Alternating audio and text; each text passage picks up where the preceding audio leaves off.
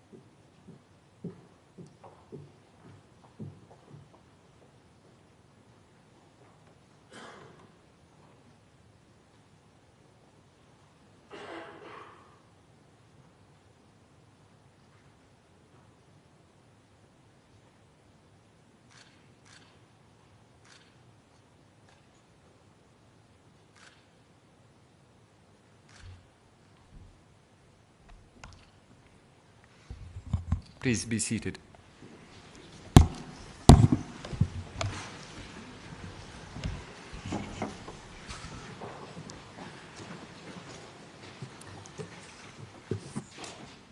Distinguished presidents of constitutional courts and Supreme Court, Madam Chair of the Ministers' Deputies, Secretary General of the Council of Europe, Madam President of the Parliamentary Assembly, Commissioner for Human Rights, Excellencies, ladies and gentlemen.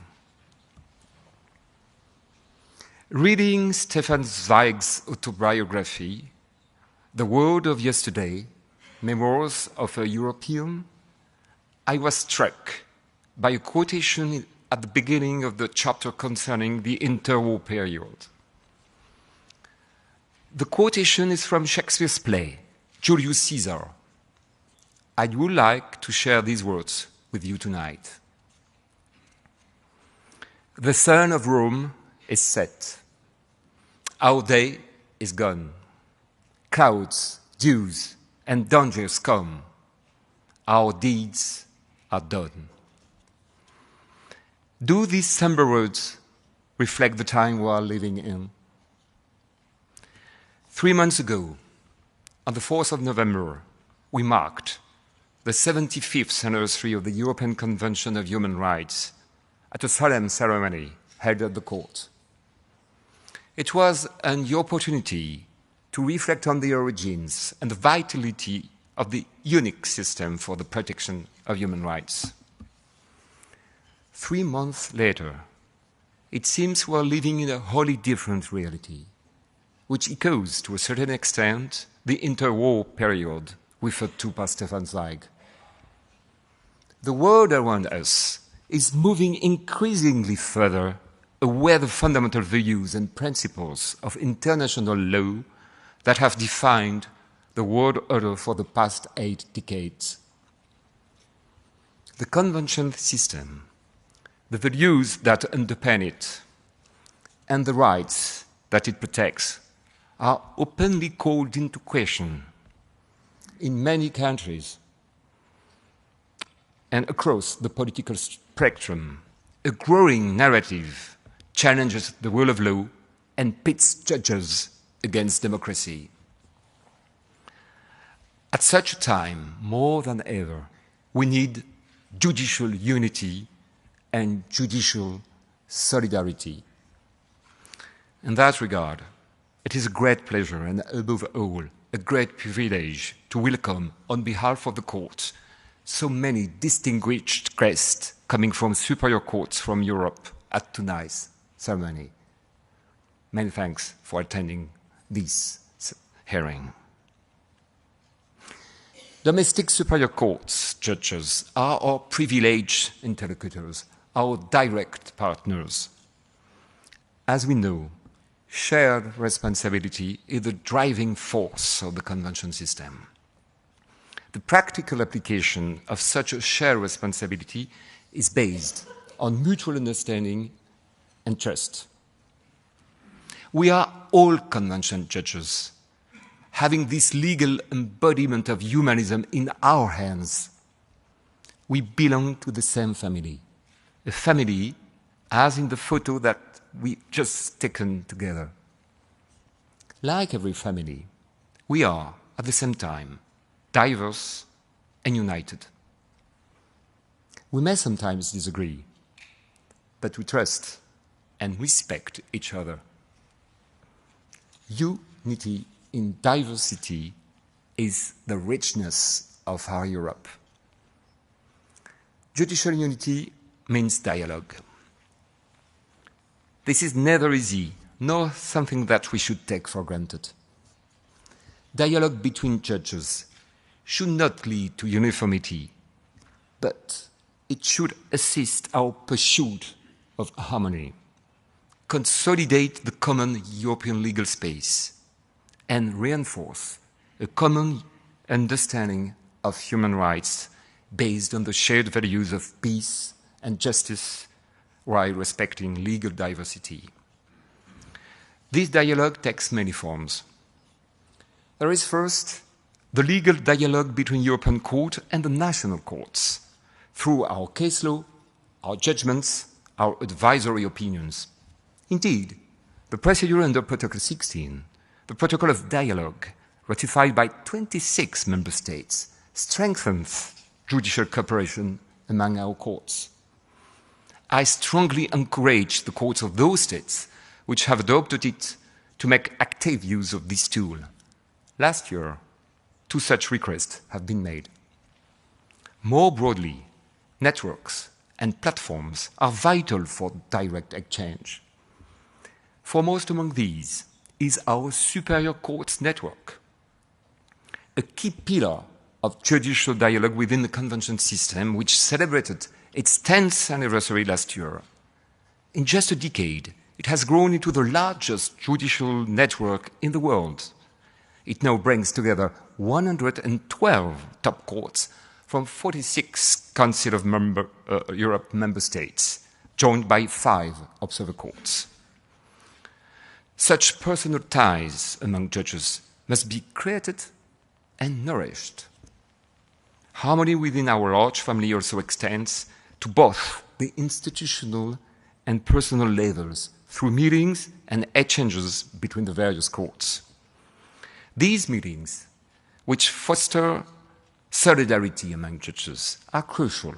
In this regard, I would like to mention in particular the conference held in Warsaw last October at the initiative of President Rebelny to celebrate the 75th anniversary of the Convention together with a dozen presidents of Supreme Administrative Courts in the region.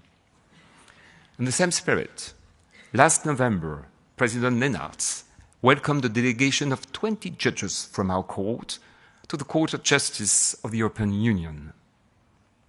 We were joined there by my immediate predecessor and friend, dear Marco Bośniak, who now serves as the new Slovenian judge and embodies the bridge between the two Europes. I would like to pay tribute to him this evening, as he was a tireless advocate of judicial diplomacy, a role I intend to continue. Just this week, our court was represented at the opening of the Judicial Year of the Inter-American Court of Human Rights, which is represented here today by Judge Pérez Manrique. Such institutional dialogue will continue this year. I will attend the conference of the network of presidents of the Supreme Judicial Courts of the European Union in Cyprus, and the court will participate in the 4th Human Rights Forum in Tanzania, which will bring together the 3 regional human courts next March. The court will also travel to The Hague in March at the invitation of President Akane for a meeting with the International Criminal Court. Judicial unity also translates into protection and mutual assistance.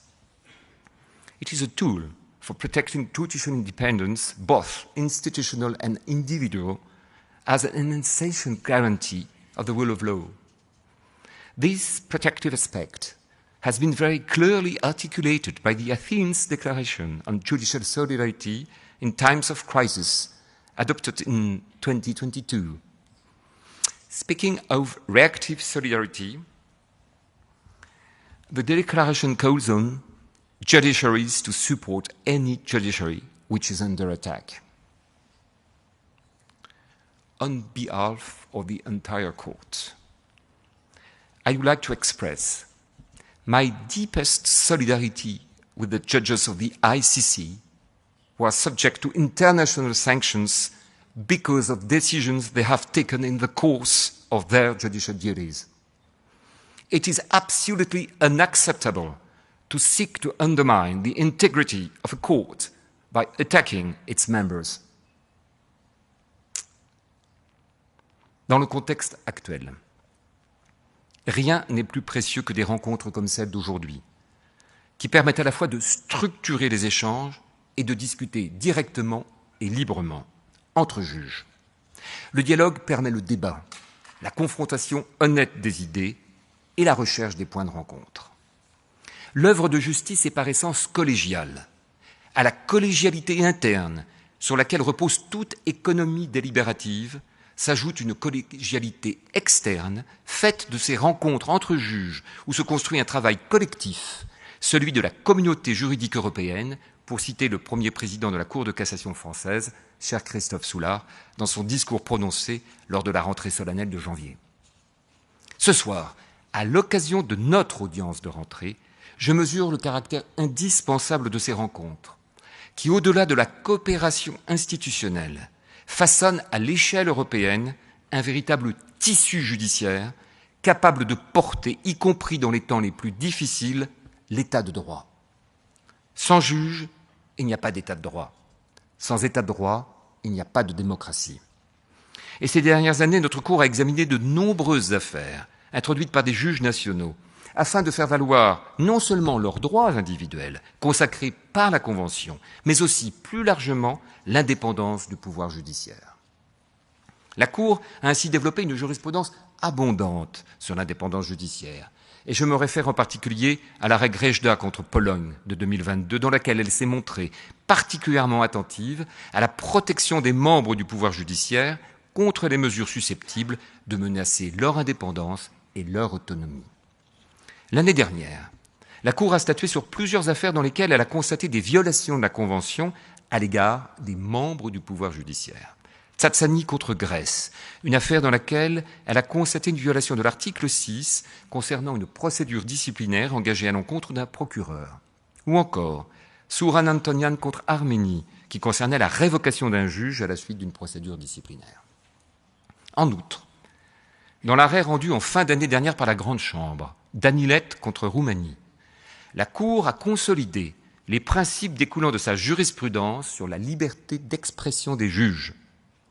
Elle a considéré que lorsque la démocratie ou l'état de droit sont gravement menacés, les juges peuvent s'exprimer pour défendre l'indépendance du pouvoir judiciaire, l'ordre constitutionnel et la démocratie. Cet arrêt de principe, qui concerne la sanction disciplinaire infligée à un juge pour 2 messages postés sur sa page Facebook, livre une grille de mise en balance entre la liberté d'expression des magistrats et leur devoir de réserve, élément essentiel de la confiance dans la justice. 2025 fut pour la Cour une année riche de célébrations, d'activités et de défis. Une année placée sous le triple sceau de l'efficacité, la visibilité et la responsabilité qui constituent les 3 fondements de sa légitimité. Poursuivant les réformes entreprises depuis plusieurs années, la Cour s'est employée en 2025 à encore mieux administrer la justice. Cet effort collectif s'est traduit l'an dernier par la diminution de 11% du stock d'affaires pendantes, aujourd'hui réduit à 53 450. Il s'agit du plus faible stock enregistré par la Cour depuis 2005. Ce chiffre, historiquement bas, s'explique par le fait qu'alors même que l'année dernière, la Cour a reçu plus d'affaires, 31 000, elle a su augmenter le nombre de requêtes réglées judiciairement, plus environ 38 500. Des efforts considérables ont été entrepris pour réduire le stock des affaires turques, ukrainiennes et roumaines en particulier. Et je souligne ce soir l'engagement des juges et des membres du greffe, sous l'autorité de la greffière de la Cour, Mariana Tsirli, qui ont permis que ces efforts soient couronnés de succès. Pendant l'année écoulée, des progrès notables ont été également accomplis s'agissant du traitement des requêtes introduites contre la Russie. La Cour ayant pris la décision historique de conserver une compétence résiduelle sur les affaires introduites contre la Russie avant son expulsion du Conseil de l'Europe, elle est aujourd'hui la seule juridiction internationale devant laquelle la Russie peut être tenue responsable des violations des droits et des libertés garantis par la Convention. Le stock actuel des requêtes pendantes contre la Russie représente une diminution de plus de la moitié des 17 000 requêtes alors dans le stock en 2022. L'efficacité de la Cour repose non seulement sur sa capacité à juger davantage, mais aussi sur sa capacité à juger plus vite. À cet égard, la politique d'impact stratégique engagée par le président Spano, cher Robert, porte ses fruits. Le délai moyen d'examen des requêtes à impact, a été raccourci de 64 à 28 mois, nous rapprochons ainsi de l'objectif final qui était fixé à 18 mois. En 2026, nous ne relâcherons pas la cadence et la Cour continuera son engagement pour être encore plus efficace, notamment en poursuivant le développement de l'usage de l'intelligence artificielle dans l'administration des requêtes. À cet impératif d'efficacité s'ajoute un devoir de visibilité. La transparence du processus judiciaire est en effet la condition de la confiance du public dans la justice. Il s'agit d'abord d'assurer la diffusion de notre jurisprudence. Et je tiens ici à saluer la qualité remarquable de la plateforme de partage des connaissances, Knowledge Sharing Platform, qui, alors qu'elle était initialement disponible en anglais et français, les deux langues officielles du Conseil de l'Europe, a été en 2025 aussi traduite dans 3 langues non officielles, ukrainien, roumain et turc. L'objectif en 2026 est d'en assurer aussi la traduction dans d'autres langues, en priorité en allemand. Il s'agit ensuite de définir et de mettre en œuvre une politique renouvelée de communication judiciaire. À l'heure de la montée du populisme, et alors que se développent des narratifs anti-judiciaires, il est en effet indispensable d'innover pour pouvoir atteindre et savoir convaincre tous les gens au-delà des cercles de nos interlocuteurs habituels. Il s'agit d'un véritable défi pour toutes les juridictions. Et ce fut l'un des thèmes du réseau des présidents des cours supérieures auquel j'ai eu l'honneur de participer à La Haye en mars dernier. Ce sera aussi celui de la rencontre bilatérale en février prochain entre la Cour et la Cour suprême du Royaume-Uni, dont le président, Lord Reid, rappelait dans son discours d'Inner Temple, prononcé en juin dernier, que nous devons être capables de livrer un narratif qui parle directement aux gens, aux citoyens, et qui leur explique que nous nous occupons de leur vie quotidienne. Rien ne doit être négligé. Présence accrue sur les réseaux sociaux, action pédagogique à l'égard du jeune public, ouverture de nos palais de justice. Et sur ce dernier point, en septembre dernier, le Palais des droits de l'homme a accueilli près de 4000 visiteurs à l'occasion des journées portes ouvertes, touchant ainsi tous les publics et tous les âges. Nous avons également innové l'année dernière avec la réalisation de courtes vidéos présentant chaque affaire de grande chambre de manière simple et compréhensible. Mais la communication judiciaire ne saurait être un exercice seulement formel. Elle doit être nourrie d'un discours capable de restaurer la confiance des personnes dans l'état de droit et les juges, et d'assurer leur adhésion au système de protection des droits humains.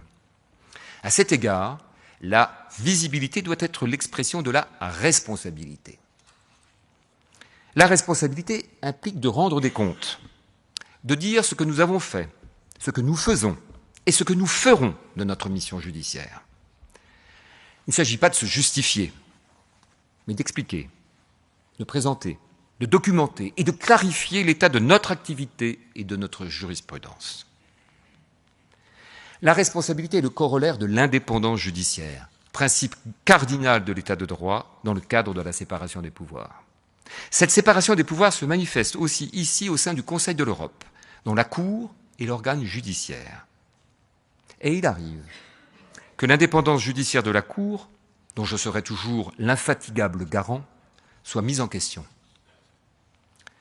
En ma qualité de président de la Cour, il ne m'appartient pas de commenter les initiatives politiques prises par un certain nombre d'États membres depuis le mois de mai dernier. Comme toutes les juridictions, la Cour doit rester strictement dans le champ judiciaire.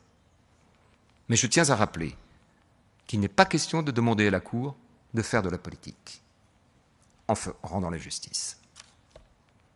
À cet égard, je tiens à exprimer au nom de la Cour ma profonde reconnaissance au secrétaire général du Conseil de l'Europe, cher Alain Berset, au président Theodoros Rosopoulos, qui vient de terminer son mandat de 2 ans à la présidence de l'Assemblée parlementaire, et je salue sa successeur, chère Petra Baer, ainsi qu'au commissaire aux droits de l'homme, cher Michael O'Flaherty, pour leur indéfectible soutien à la Cour et à son indépendance judiciaire.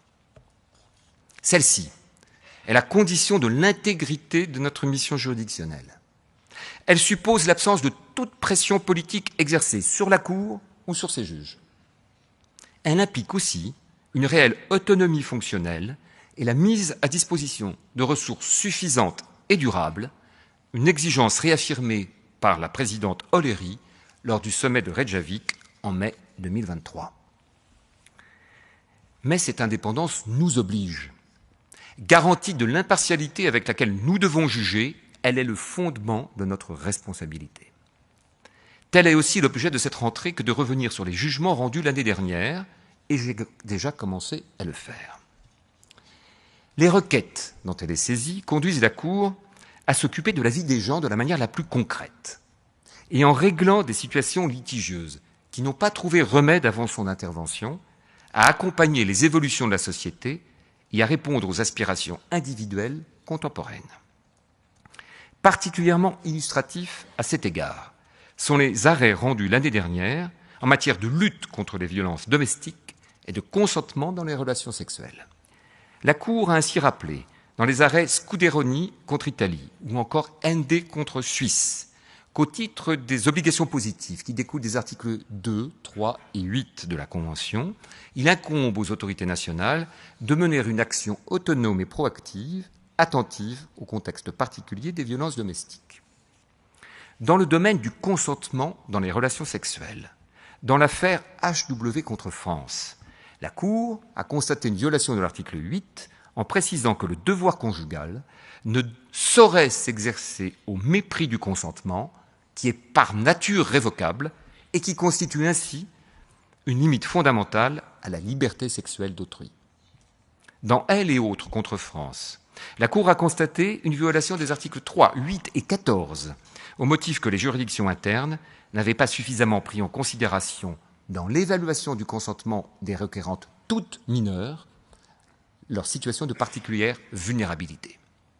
Et je pourrais citer d'autres arrêts dans le même sens. EA et Association européenne contre les violences faites aux femmes au travail contre France, AJ et LE contre Espagne, ou encore X contre Chypre. Dans toutes ces différentes affaires, la Cour a aussi développé sa jurisprudence sur la victimisation secondaire. Il est en effet essentiel de préserver la confiance des personnes qui s'estiment victimes d'une violation de leurs droits dans la manière dont l'appareil institutionnel se saisit de leurs plaintes ou de leurs litiges. La réponse de la police, comme celle de la justice, ne doit jamais, par ses lenteurs, ses stéréotypes ou ses carences, devenir elle-même une source de victimisation. Ces affaires touchent toutes à l'intégrité de la personne, à la liberté de disposer de son corps et renvoient au droit matriciel du respect de la dignité de la personne humaine. D'une certaine manière, Ce sont aussi les questions dont a traité la Grande Chambre dans l'arrêt Semenya contre Suisse, une affaire qui concerne une athlète de niveau international qui se plaignait d'un règlement l'obligeant à réduire son taux naturel de testostérone. La Cour a rappelé au juge étatique, qui était chargé de contrôler une sentence arbitrale, que le respect des droits fondamentaux appelle un examen d'une particulière rigueur, en particulier lorsqu'ils ont trait, par exemple, au respect de l'intimité, de l'intégrité physique et psychique et de la dignité humaine. Tous les cas que la Cour est amenée à traiter concernent toujours les droits de la personne humaine, tous les droits de toutes les personnes. Qu'il s'agisse d'une femme atteinte d'un handicap intellectuel victime de viol, de traite et de servitude, hissée contre Moldova, qu'il s'agisse de personnes faisant l'objet de menaces de mort et de discours haineux sur Facebook en raison de leur travail pour la protection des droits des migrants et des minorités, Ilareva et autres contre Bulgarie, d'une mineure étrangère non accompagnée dont l'évaluation de l'âge n'avait pas été entourée des garanties suffisantes, SB contre Belgique, de la protection de l'intérêt supérieur de l'enfant dans une procédure d'enlèvement international de mineurs, MP contre Grèce, de personnes victimes de discrimination lors d'un contrôle d'identité dans la rue, Saïdi et autres contre France, qu'il s'agisse de définir les cadres juridiques nationaux régissant l'usage de la force par la police lors de la dispersion d'une manifestation, c'est l'arrêt de Grande Chambre, Tsava et autres contre Géorgie. Voici des exemples concrets de ce que la Cour a fait cette année, à son tour et à sa place, dans le plein respect du principe de subsidiarité, mais fidèle à la mission qui lui a été fondée par les fondateurs, léguée par les fondateurs. C'est ce que fait la Cour depuis sa création en 1959. Depuis cette date, elle a tranché plus d'1,1 million affaires, qui touchent toutes à la vie des gens, la vie de tous les gens. Nous sommes une Cour pour toutes et tous, a court for all. Une cour pour toutes et tous, c'est aussi une cour qui prend en considération les intérêts des générations futures. En 2025, la Cour a ainsi tranché plusieurs requêtes dans le prolongement des affaires jugées par la Grande Chambre en 2024 en matière de changement climatique. Dans une affaire qui portait sur la validité de licences d'exploration pétrolière, Greenpeace nordique et autres contre Norvège, la Cour a consacré une exigence forte. Les États doivent, avant toute autorisation d'activités potentiellement dangereuses, réaliser en temps utile et de bonne foi une étude d'impact environnemental complète, fondée sur les meilleures données scientifiques et une consultation publique éclairée. En remédiant, dans une situation particulière, aux violations portées aux droits humains, la Cour définit des standards qui sont autant de dénominateurs communs partagés dans l'ensemble des États parties à la Convention et qui assurent le plein respect de l'ordre public européen. Since 1995, the Court recalled that the Convention is a constitutional instrument of European public order. This order is to be understood as embracing, not excluding, national constitutional identities. As its preamble reminds us, the Convention rests on the common heritage of political traditions of all European countries. They are embedded in the Convention and find their clear expression in the Court's case law. The Convention system relies on the Court's judicial pragmatism, its ability to interpret the text of the Convention, within a given context. There are numerous examples of how the Court embraces national constitutional identities through its subsidiary supervision. Of the many cases, I can refer to Saviskis and others versus Latvia, or Humpert and others versus Germany, in which the European Court has relied on the German Federal Constitutional Court's careful balancing of trade union freedom with the constitutional principles governing the professional civil service. And this approach is supported by the German Federal Constitutional Court, which, in a 2021 order, held that the fundamental rights of the Basic Law, the guarantees of the European Convention on Human Rights, and the Charter of Fundamental Rights of the European Union are rooted primarily in common constitutional traditions of the member states and are thus a manifestation of common European and universal values.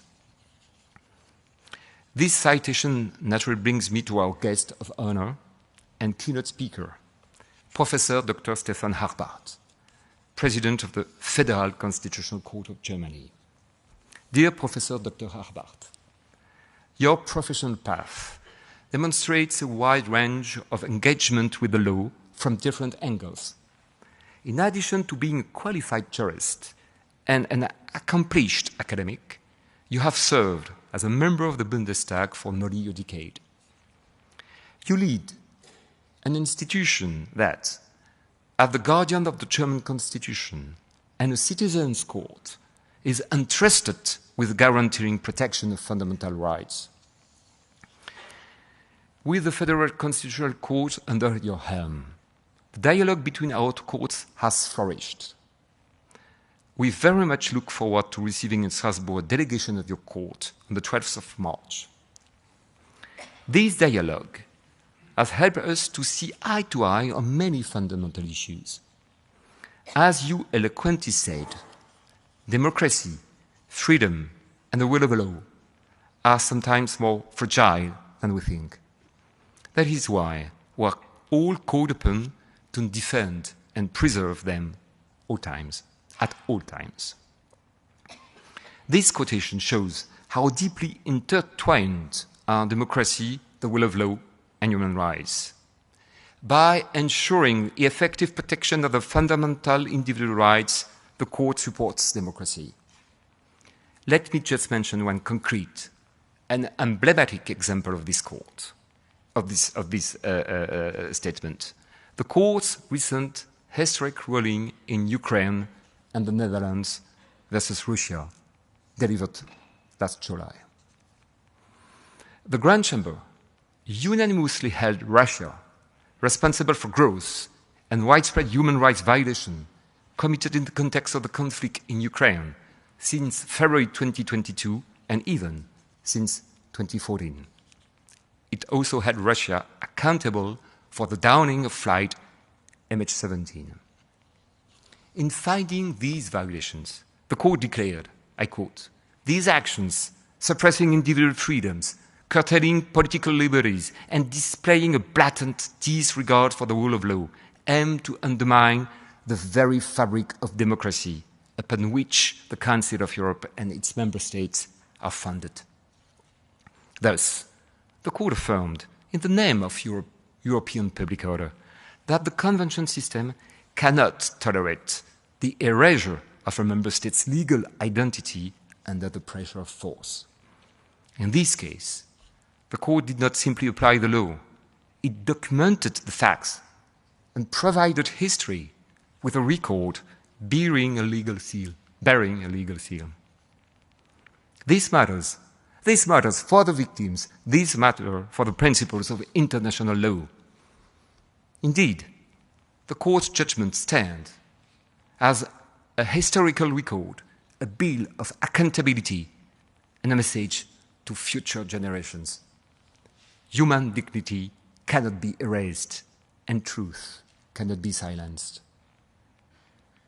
Let me now conclude. The European Court is both a whistleblower and a guardian of democracy and the rule of law at the European level. The Convention is our common good, and applying it every day is our shared responsibility. In 2026, the Court will continue to share this task with all of you, Convention judges who are present in this room tonight, and together with all our fellow Convention judges across the Council of Europe legal space. I began my speech with a quotation and a question. I would like to ask it again. Do these somber words reflect the times we are living in? I want to offer you a different, more hopeful message. We are, at times, masters of our fate. The Convention, the sun of Rome, still shines bright and strong. It guides us through the clouds and the dangers, those of today and those of tomorrow. Our deeds are not done. Come what may, our work goes on together and for the benefit of all. I thank you.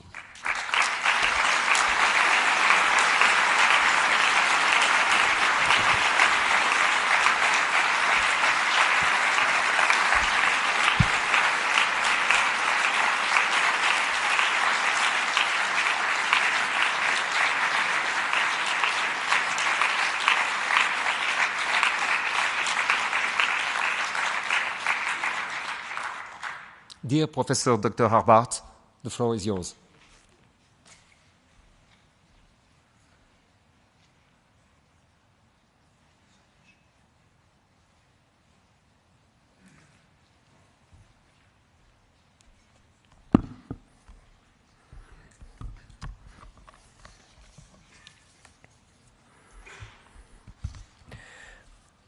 President of the European Court of Human Rights, judges of the European Court of Human Rights, distinguished presidents of constitutional courts and supreme courts, Madam Chair of the Ministers' Deputies, Secretary General of the Council of Europe, Madam President of the Parliamentary Assembly, Commissioner for Human Rights, Excellencies, ladies and gentlemen.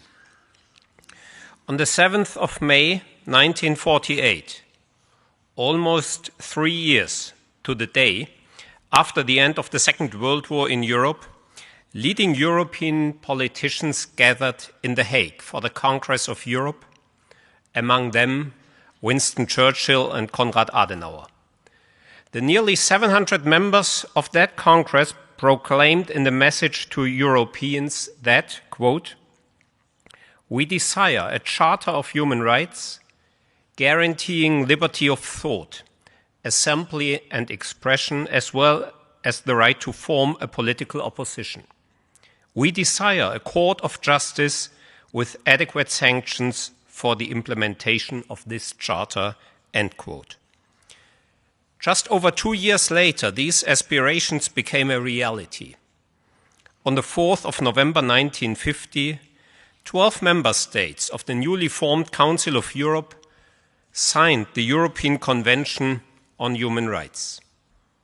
3/4 of a century later, in November this past year, the Convention celebrated its 75th anniversary. The numerous festivities, accolades, and publications on the occasion of the anniversary made clear the Convention and the European Court of Human Rights hold an essential and globally recognized position within the international system of human rights protection. This positive resonance demonstrates a clear commitment to the international legal order, whose cornerstones include, among others, human rights, state sovereignty, and the prohibition of the use of force. Following the formative experience of the Second World War, these principles were given particular emphasis in the central post-war instruments of international law in order to protect future generations from the horrors of war and human suffering. Since that time, these guiding principles have not lost any of their significance and rightfully continue to be upheld today, not least by the European Court of Human Rights. The defense of these principles is especially needed in the present day, as freedom, democracy, rule of law, human rights, and international cooperation are being tested in numerous ways. It is therefore a great honor for me to speak to you today at the opening of this very special judicial year for the European Court of Human Rights. My most sincere gratitude for the invitation. One of the reasons for the prominent role of the Convention and the European Court of Human Rights in the system of international human rights protection is, along with the global respect for the Court's case law, which I will touch on later, the current design of the individual application to the Court. Since the entry into force of Protocol number 11 to the Convention on the 1st of November 1998, the over 700 million people of the 46 states parties to the Convention have the right, after exhausting all domestic remedies to bring direct applications before the European Court of Human Rights. This unique instrument for individuals to apply to an international human rights court has been put to frequent use. In the early years of the last decade, the court recorded over 60,000 applications allocated to a judicial formation per year. Even though these numbers have decreased in recent years due to various reforms, with nearly 29,000 applications allocated to a judicial formation in 2024, they still remain at a very high level. This demonstrates not only the high caseload of the court, but also the great hope that so many people in contracting states spanning from the Atlantic to the Caucasus place in the European Court of Human Rights on the basis of its impressive performance. Over its long history, the European Court of Human Rights has issued countless groundbreaking judgments and decisions. Naturally, one cannot give proper due to all of them today. Just from its recent case law, one can mention the Klimaseniorinnen case from 2024, which received worldwide attention, including in last year's advisory opinion of the International Court of Justice on the obligations of states in respect of climate change. The case law of the European Court of Human Rights has not only exerted influence in substantive terms, but has also influenced legal methodology. One example of this is the living instrument doctrine. This doctrine is of great significance, not least because the Convention dates back to the middle of the 20th century and therefore is from a time in which the social, economic, and technological conditions were very different from those of today. In its 1978 judgment in Tyra versus the United Kingdom, the court stated for the first time that the Convention is a living instrument which must be interpreted in the light of present-day conditions. The court has further developed the idea of the Convention as a dynamic treaty and has issued numerous significant judgments on this basis. So, what are the present-day conditions as the Tyra judgment describes them of today? Rarely in the 75-year history of the Convention have European states faced such a concentration of challenges as they do today. Even if crises may seem more acute from a contemporary than from a historical perspective, it can hardly be denied that the present challenges for the liberal democracies of Europe and also outside of Europe have coalesced to an unprecedented extent. European states and societies now find themselves in what has been described as a polycrisis. The world order in which Western Europe since the end of the Second World War and Europe as a whole since the fall of the Iron Curtain has felt secure within appears less stable today. At the same time, there are overarching challenges of exceptional dimension, from strengthening military defenses in face of the Russian war against the people of Ukraine to artificial intelligence, from immigration to debt explosion, not to mention climate change, which has the potential to bring about an additional polycrisis. All the while, public trust in the capabilities of democratic states is decreasing. There is little to suggest that the great success story of liberal democracy and the rule of law is at an end. Nevertheless, the pressure on democracy, freedom, and the rule of law can be felt throughout European societies. In a contest with the many forms of autocracies, liberal democracy can only prevail when it can demonstrate, even when under pressure by external and internal crises, a continued ability to function and evolve. For liberal democracies to prevail in these circumstances, it is equally important to credibly refute the narratives of decline spread by various actors and counter the danger of an erosion of trust in state institutions with prospects for the future.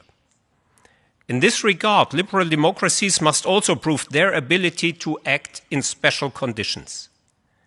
In an age of dynamic change and globalization, these conditions are especially volatile and demanding and require the rapid resolution of ever more complex problems. Along with external limits on states' ability to act, there are also internal limits. The separation of powers is an essential component of liberal democratic orders. Over the course of history, the spectacular failures of authoritarian plans for the future are unrivaled. Yet despite this, the effects of the separation of powers have been ambivalent. On the one hand, the principle of the separation of powers acts as a driver of processes of improvement and adaptation, while on the other, it involves constraints on power and thus requires discourse, thereby creating specific challenges for the capacity of liberal democracies to act. All of this underscores the permanent challenge faced by the European Court of Human Rights in holding the contracting states to the standards of the Convention in accordance with Article 19 without unduly constraining them and depriving them of their ability to act. It also highlights the importance of the application of the margin of appreciation doctrine, as well as the necessity to consistently ensure the conditions for the proper functioning of democracy and the rule of law. As a result of Protocol number 15 to the Convention, a paragraph was added to the preamble of the Convention that recognizes the inherent tension that exists between the enforcement of the Convention and the primary responsibility of the contracting states.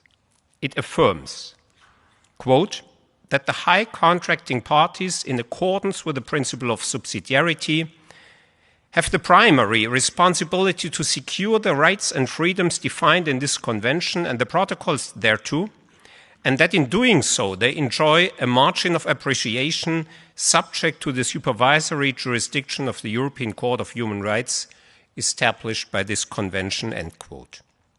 This calls attention to a central doctrine which, along with other instruments, has particular importance for Europe in the present times, the margin of appreciation doctrine. At its core, this doctrine is a limitation of judicial scrutiny through which the court may reduce its scope of review in certain constellations. In this way, the doctrine relates to an issue which constitutional and Supreme Courts regularly deal with, namely whether and to what extent in certain constellations actors other than the reviewing court may be authorized to reach decisions that are subject to a limited judicial review and which limited standard of review should be applied in such constellations.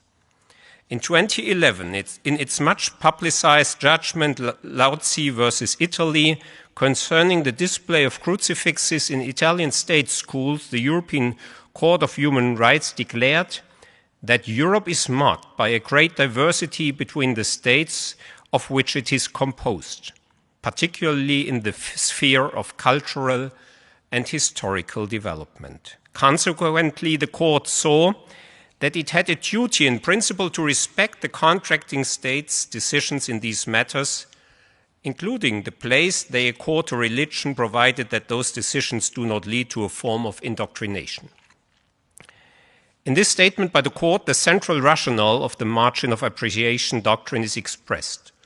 For certain constellations in weighing the conflicting interests in a contracting state, there is not just one, but in fact several different tenable results that are compatible with convention rights. This applies all the more so as the national actors typically have a closer proximity to the circumstances of the matter at issue. The court's reference in Lautze to Europe's great cultural and historical diversity, which has only grown over the past decades as a result of the steady increase in the number of members of the Council of Europe, from the original 10 to the current 46 member states from across Europe and neighboring regions, points to one of the key aspects that is particularly important for the margin of appreciation doctrine, which is the presence or absence of a European consensus in regard to the question at issue in the specific proceedings. If the court determines that such a consensus exists, then it will increase its level of scrutiny. Conversely, if no such consensus exists, then the court reduces the intensity of review. Consequently, in the Lautze judgment, the court ultimately concluded the decision whether crucifixes should be present in state school classrooms is, in principle, a matter falling within the margin of appreciation of the respondent state. Moreover, the fact that there is no European consensus on the question of the presence of religious symbols in state schools speaks in favor of that approach. Another decisive factor for the margin doctrine is whether a particularly important facet of an individual's existence or identity is affected by the state measures at issue. If this is the case, then the margin of appreciation accorded to the contracting state can be reduced. Conversely, and just as in the case of a lack of a European consensus, a greater margin of appreciation might be warranted in those cases that raise sensitive moral or ethical questions and when, and here I cite the court again directly, the state is required to strike a balance between competing private and public interests or convention rights. In addition, procedural aspects such as the quality of the national decision-making procedure may also be relevant to the level of scrutiny under the margin of appreciation doctrine. Pursuant to the case law of the European Court of Human Rights, the margin of appreciation doctrine is to be considered in light of the specific convention right at stake. For absolute rights, such as the prohibition against torture, a margin of appreciation for contracting states is generally out of the question. In contrast, the doctrine is more often applied in cases involving Article 8 through 11 of the Convention, each of which contains a limitation clause. While the European Court of Human Rights will no doubt further hone and refine the margin of appreciation doctrine in its future case law, a look back at the first key ruling of the court regarding this doctrine is helpful to differentiate it from the forms of limited scrutiny practiced by other courts, and particularly national courts. In the 1976 Handyside judgment, the court noted that the machinery of protection established by the Convention is subsidiary to the national systems safeguarding human rights. The Convention leaves to each contracting state, in the first place, the task of securing the rights and liberties it enshrines. The allocation of responsibilities in Handyside between the international human rights protection of the Convention and the European Court of Human Rights on the one hand, and the national systems of human rights protection on the other hand, has been affirmed in the addition to the preamble to the Convention through Protocol number 15 that I mentioned earlier. This embodies the main differences between the margin of appreciation doctrine and the techniques of limited scrutiny as practiced by the constitutional and Supreme Courts, which, if I may use an example from the jurisprudence of the German Federal Constitutional Court on margin of assessment and appreciation and leeway to design, would outline as follows. The margin of appreciation doctrine encompasses the relationship between an international court and sovereign states. The point of reference of the doctrine is the respective contracting state as such. In contrast, the point of reference for the margin of assessment and appreciation and leeway to design accorded by the Federal Constitutional Court is not that of the state itself, but the domestic leeway of a state organ. This technique of limited scrutiny concerns the relationship between the legislator or executive on the one hand and the Constitutional Court on the other. Naturally, a comprehensive discussion of this multi-layered doctrine, for example, with regard to the degree of discretion accorded by the European Court of Human Rights, or on the comparative perspective briefly outlined here, is not possible today. In looking at the future application of this doctrine, one of its particular strengths comes to the forefront. The margin of appreciation doctrine allows and should allow for consideration of the specifics of a situation involving multiple complex and intertwined problems in the areas of geopolitics, the economy, technology, and social welfare. In this regard, it should not be overlooked that this multiplicity of challenges may not affect all contracting states in the same way. One can think of, for example, the very different challenges caused by simple geography in coastal states as compared to landlocked states, potential differences in social conditions as between smaller states and larger states, or variations in the defense considerations of NATO members and non-NATO states. In response to these multiple challenges of the present, there may also be multiple different courses of action, which may vary from state to state. The ability of states to take action, which is particularly needed at this moment and presumably in the years to come, but also the need to allow the development of individual abilities to act in order to address these multiple challenges, both require refraining from excessive normative constriction by the European legal framework. Indeed, this cannot be regarded as the sole or even the primary task of the European Court of Human Rights. In this regard, it is the lawmaking activity of the European Union that also must be considered. The European Union enacts approximately 7 new legal acts a day, many of which exhibit a considerable level of detail. As the European Union's own Commission Draghi report has highlighted, even when a direct comparison due to the different legal and political systems is not possible, during the period of 2019 through 2024, the European Union enacted over twice the number of legal provisions as the United States at the federal level. Yet also the European Court of Human Rights must keep in mind, which it does, that excessive normative requirements can impede the ability of states to take action. In this regard, the margin of appreciation doctrine proves to be an instrument which can and should allow for a temporal and context-dependent variation of the level of scrutiny through which difficulties for the abilities of states to act can also be taken into account. This is the basis for the reference to the principle of subsidiarity in Protocol number 15 to the Convention. The resulting allocation of responsibilities can only be determined contextually and is therefore subject to change and open to the consideration of the current multiple challenges. The ability of liberal democratic states to rapidly and effectively respond to challenges is not limited to that of the executive or the legislator.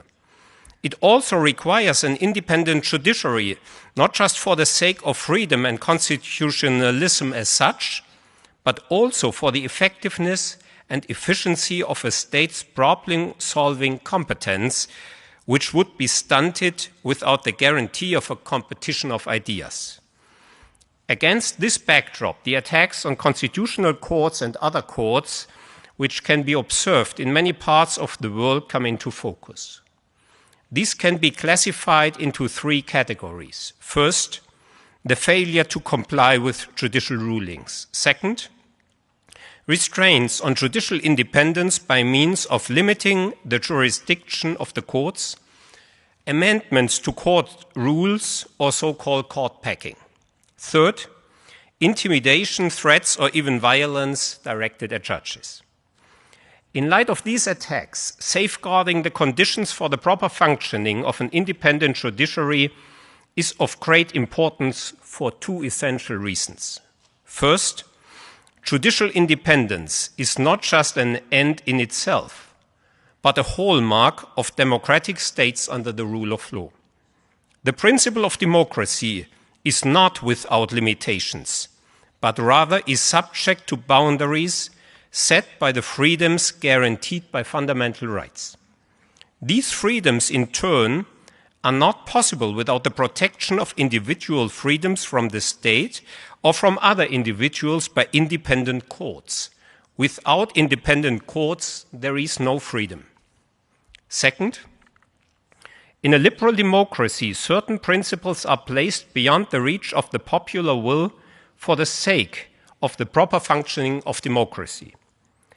Such legal limitations are an essential prerequisite for a functioning democracy. Without the freedom of expression, without the freedom of the press, without the freedom of assembly, to name just a few examples, the democratic process cannot function in the long term because the minority has no realistic chance of becoming the majority. Ultimately, democracy in its raw and unregulated form is not democracy at all, as demonstrated by the necessity of an electoral law to be applied by independent courts.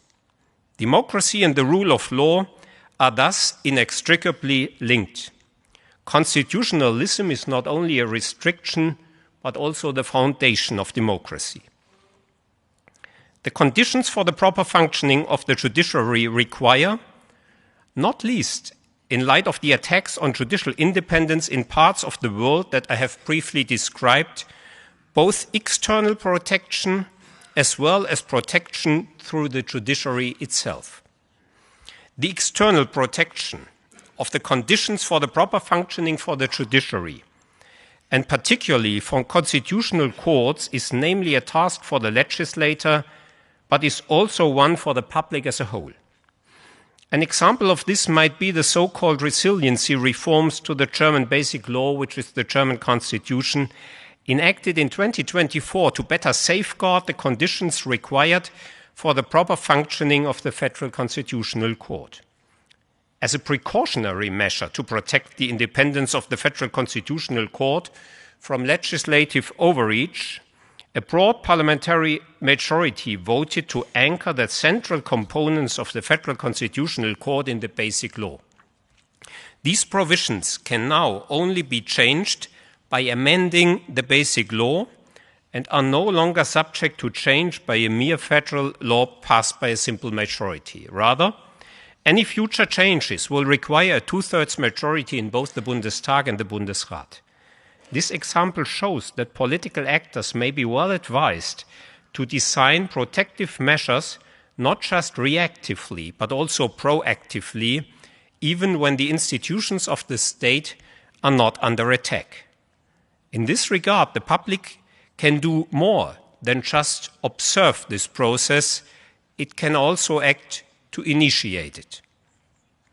The court's own capacity to assert themselves is of central importance for ensuring the conditions for their proper functioning. It is this assertiveness that, as welcome as external protection may be, is at the core of the discourse surrounding the preservation of independent constitutional courts. This is because the constitutional courts, whose role it is precisely to bind and limit legislative and executive power, would be fundamentally called into question due to a structural conflict of interest if they were only able to assert themselves if other branches of government which they serve to limit are prepared to protect them. In this regard, there are several possibilities available to the judiciary. These include, first, legal remedies that judges can make personal use of to protect their fundamental rights. Second, Judges can, in both their official and private capacities, advocate for the importance of an independent judiciary or, in more general terms, for the importance of the rule of law and democracy. This is essential because the ability of citizens to identify with the fundamental values of their constitution and the commitment to preserve such values are prerequisites for a functioning state. The third, and in this context perhaps most important possibility, is judicial review, particularly by constitutional and supreme courts, of measures that undermine democracy and the rule of law. My remarks today will be limited to this last aspect. In the European multi-level system, the assertiveness of the courts is a joint task of the national constitutional and supreme courts, the European Court of Human Rights, and the Court of Justice of the European Union. This can be illustrated through the court's reaction to the crisis of the rule of law in Poland. Alongside the financial sanctions of the EU, that is, withholding the disbursement of budget funds from the sanctioned state, the case law of the Court of Justice of the European Union and the European Court of Human Rights also played a significant part. In numerous judgments, the Court of Justice of the European Union made the organization of the national judiciary subject to judicial review under Article 2 and Article 19 of the Treaty on European Union, as well as Article 47 of the Charter of Fundamental Rights of the European Union, and on that basis classified many legislative changes in Poland as incompatible with EU law. Above all, however, it is the role of the European Court of Human Rights that deserves praise here. According to a press release from the court, by the end of the past year, the European Court of Human Rights had over 1,100 pending cases involving the Polish judicial reforms. In the proceedings that have already been decided, the court has in numerous cases found, with reference to its earlier case law on the appointment of judges and Article 6 of the Convention, that the Polish judicial reforms are incompatible with central principles of the Convention. Even when the applicability of the margin of appreciation doctrine in the context of Article 6 of the Convention is not ruled out from the outset. It was not decisive in this situation because the provisions were aimed at abolishing central conditions for the proper functioning of the liberal democratic state under the rule of law. In its pilot judgment in the Wałęsa case, the European Court of Human Rights affirmed violations of Article 6 of the Convention due to, quote, interrelated systemic problems connected with the malfunctioning of domestic legislation and practice, end quote. The multiple recognizable cross-references between the case law of the European Court of Human Rights and that of the Court of Justice of the European Union in the case law relating to the Polish rule of law crisis demonstrate the strength of the European multi-level system. Nevertheless, the primary role in such cases falls to the national constitutional and supreme courts, as they are generally involved with issues of judicial independence at an earlier stage. Through their experience are well versed on national idiosyncrasies of the respective legal culture, and as they have a special understanding of the expectation of the parties involved. They also have a keen sense for the rationale of the legislation under review as well as its practical effects. However, it remains clear, when these institutions falter as guardians of judicial independence, the European Court of Human Rights and the Court of Justice of the European Union are needed. We have the European Court of Human Rights to thank not only in regard to the crisis of the rule of law in contracting states, but also for its general role as the guardian of the Convention, which it has fulfilled for many decades with distinction. For both Europe and indeed the entire world, in view of the global recognition of the Court's case law, let us wish that the Court continues to uphold its place in the European multi-level system for many years to come. For the Court and its members, the very best wishes for the new judicial year and for Europe a happy, peaceful and prosperous 2026.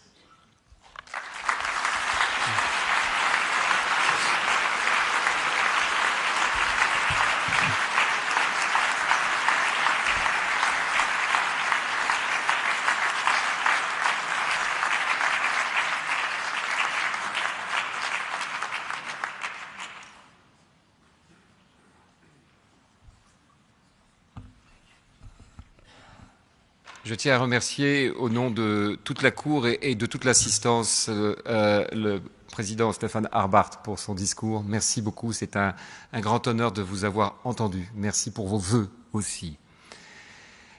À l'issue de cette audience, la Cour va se retirer et j'ai le grand plaisir de vous inviter toutes et tous à nous retrouver pour l'habituelle réception qui va clore cette journée autour d'un verre, le verre de l'amitié. L'amitié qui, partagée ce soir, sera porteuse d'espoir pour nos valeurs et notre Europe. Merci à toutes et tous.